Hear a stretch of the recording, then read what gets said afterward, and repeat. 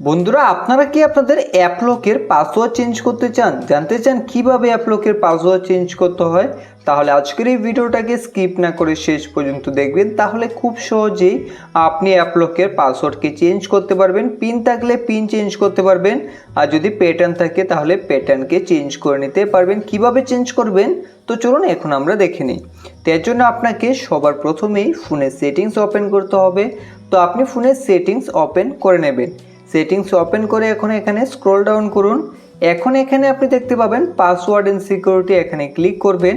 এখানে ক্লিক করে তারপর এখান থেকে স্ক্রল ডাউন করে নিচে আসুন।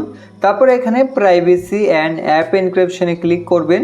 এখন এখানে সবার প্রথমে আপনার অ্যাপ লকের যে পাসওয়ার্ড, সেই পাসওয়ার্ডটাকে এখানে এইভাবে দিয়ে দেবেন।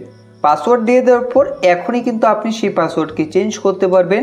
তো তার জন্য এখান থেকে আপনাদের চেঞ্জ প্রাইভেসি পাসওয়ার্ডে ক্লিক করতে হবে। তারপরে সবার প্রথমে আপনাকে আগের পাসওয়ার্ড দিয়ে দিতে হবে। তো আপনি পাসওয়ার্ড আগের দিয়ে দেবেন।